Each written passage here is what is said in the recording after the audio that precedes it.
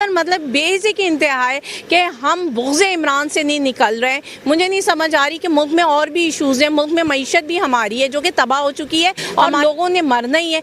तो मैं लोगों से ये कहती हूँ कि ख़ुदकुशियाँ करने से बेहतर है अपने हक़ के लिए आवाज़ उठाकर मर लो। मतलब कोई इज़्ज़त तो रह जाएगी, तुम्हारे बच्चे तुम पर फ़ख्र तो कर सकेंगे। इस तरह जहर देकर अपने बच्चों को और ख़ुद को मार रहे हो तो बिजली का बिल दें। तो ये जो डिमांड्स हैं ये उनकी ख्वाहिशात नहीं है, ये इनकी ज़रूरियात हैं, ये जीने की ज़रूरत है। मतलब अगर उन्होंने जीना है, सर्वाइवल अगर यही नहीं होगा तो मरना ही है ना उन्होंने।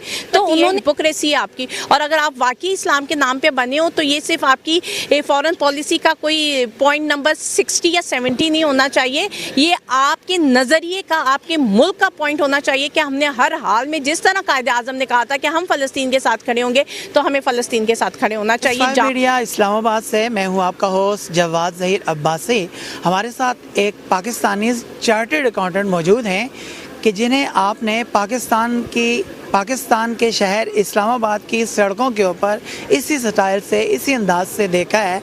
ये कौन हैं, ये क्यों निकली हैं इस अंदाज से, आइए हम इनसे बात करते हैं। अस्सलाम वालेकुम। वालेकुम सलाम। कैसी हैं आप? अल्हम्दुलिल्लाह। माशाल्लाह, खूबसूरत सी स्माइल, खूबसूरत सी पर्सनैलिटी, खूबसूरत सी मुस्कुराहट और ख़ूबसूरत अंदाज से आपने फ़लस्तीन का रुमाल लिया हुआ है, तो अपना तारुफ तो करवाइए।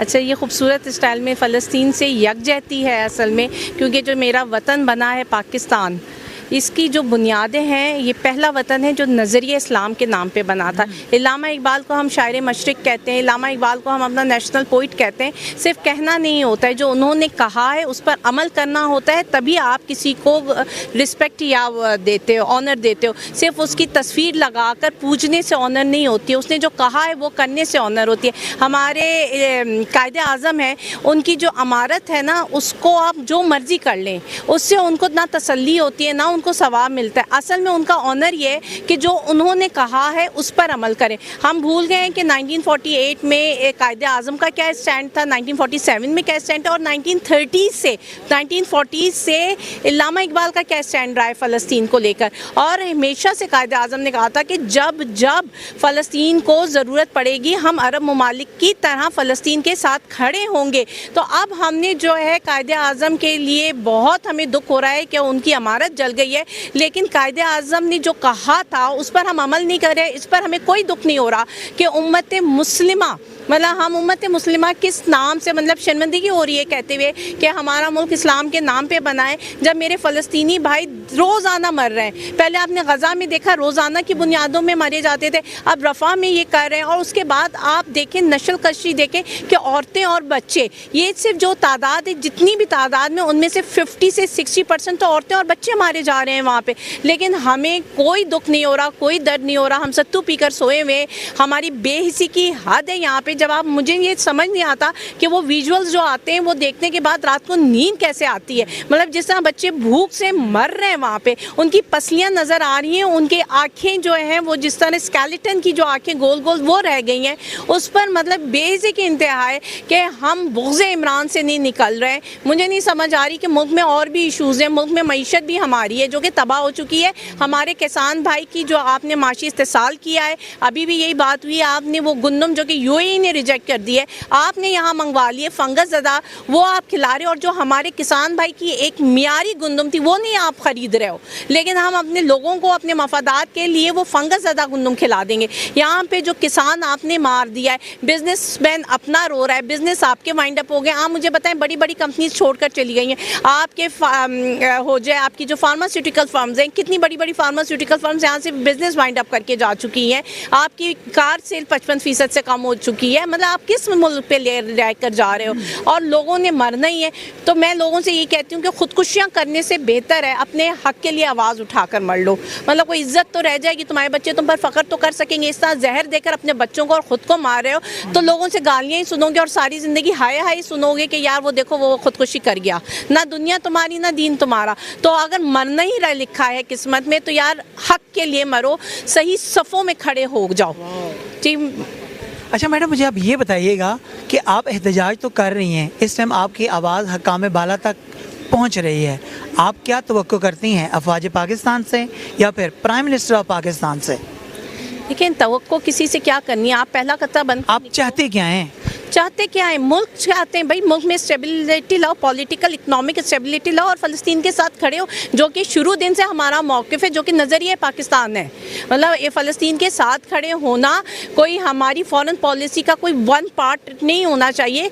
नज़रिए फ़लस्तीन के साथ हमने खड़े ही खड़ा होना है यार। फूटा इस्लाम वहाँ से है, मतलब आप इस्लामिक तारीख पढ़ो, हज़रत इब्राहीम है ना, असल जड़ तो इब्राहीम है, फिर उनसे औलादें आई हैं, हज़रत इस्माइल आए, हज़रत इसहाक आए, तो ये औलादें हैं हज़रत इब्राहीम की। हज़रत इस्माइल तो चलो वहाँ गए, उन्होंने मक्का आबाद किया, फिर हज़रत इसहाक से आगे औलादें बढ़ी हैं, हज़रत याकूब आए हैं, हज़रत यूसुफ आए, तो ये तो फ़लस्तीन से ही किला है ना। किला तो आपका इस्लाम फ़लस्तीन है। हज़रत ईसा ने किधर उतरना है, हज़रत मेहदी ने किधर आना है, तो आपने तो फ़लस्तीन है आपका किला। तो अगर आप अपने किले को नहीं बचा पा रहे हो और फिर मुसलमान होने का दावा करते हो और फिर ये दावा करना कि हम इस्लाम के नाम पे बने, तो फिर तो मेरे ख्याल से ये मुनाफ़क़त ही है, हिपोक्रेसी है आपकी। और अगर आप वाकई इस्लाम के नाम पे बने हो तो ये सिर्फ आपकी फ़ॉरेन पॉलिसी का कोई पॉइंट नंबर 60 या 70 नहीं होना चाहिए, ये आपके नज़रिए का, आपके मुल्क का पॉइंट होना चाहिए कि हमने हर हाल में, जिस तरह कायद-ए-आज़म ने कहा था कि हम फ़लस्तीन के साथ खड़े होंगे, तो हमें फ़लस्तीन के साथ खड़े होना चाहिए, जान से, माल से,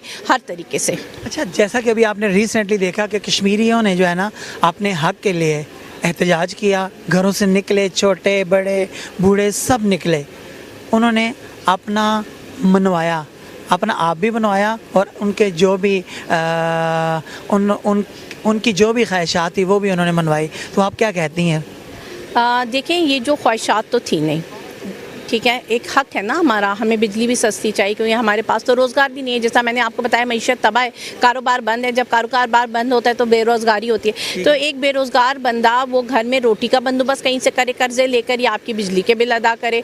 और ये सिर्फ कश्मीर का हाल नहीं, ये पूरे पाकिस्तान का हाल है। इसी तरह जो आटे की कीमत चली गई है, आपने देखा होगा कि अफोर्डेबिलिटी नहीं है ना। एक घरों में काम करने वाली, मुझे बताएं, जिनके घर में 6-6 बच्चे होते हैं, वो कितना किलो आटा खाते होंगे? वो 1 किलो आटे में तो नहीं होता, 1 किलो तो एक दिन में हो जाता है। तो जितना आपने आटा महंगा किया है, वो जो कितना कमा लेती होंगी घरों में काम करके, वो अब आटे पूरे करें, घरों का किराया दें, बिजली का बिल दें। तो ये जो डिमांड्स हैं, ये उनकी ख्वाहिशात नहीं है, ये इनकी ज़रूरियात हैं, ये जीने की ज़रूरत है। मतलब अगर उन्होंने जीना है, सर्वाइवल अगर यही नहीं होगा तो मरना ही है ना उन्होंने।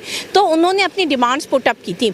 अब ये कहना कि हमें हर दफ़ा हुकूमत से अपनी जायज़ मुतालबात मनवाने के लिए जाने देनी पड़ेंगी, तो ये तो कोई तुक नहीं है। आप बोल दीजिए, फिर हम सब सड़क में आ जाते हैं, 2-3-4 लोग मर जाते हैं। फिर हर दफ़ा यही होगा, हमें बिजली का बिल कम करवाना होगा, हम कहेंगे 4 को मार दो, हमें जी अभी गैस चाहिए होगी 4 को मार दो, आटा चाहिए 4 को मार दो, चावल चाहिए 4 को मार दो। तो ये हुकूमत का काम तो नहीं है कि आप हमारी पैसों से हमें दे रहे हो ना, आपकी अपनी जेब से तो नहीं जा रहे, हमारी टैक्स के पैसों से लेकर जा रहे हो ना आप ये सारी चीज़ें। ये जो बिजली का बिल है, ये है, इसकी जितनी भी अयाशियाँ आप कर रहे हो, हमारी पैसों से कर रहे हो। और ये जो कुछ भी हमें दे रहे हो आप सहूलतें, जो कि नहीं है, लेकिन जो कुछ आपका फ़र्ज़ बनता है being a government of Pakistan, जो आपने आवाम को देना होता है, तो वो आप अपने घरों से पैसे नहीं ला रहे, आवाम के टैक्स के पैसों से ही दे रहे हो। अब हमें अपनी ही चीज़, अपनी ही जान लेकर मांगनी पड़े, तो ये तो कोई मुल्क ना रहा ना। यहाँ पे तो फस्तायत भी हो गई है, इसमें इंतज़ाम एडमिनिस्ट्रेशन भी आपके मुल्क में नहीं है, तो किस तरह ये मुल्क सर्वाइव करेगा?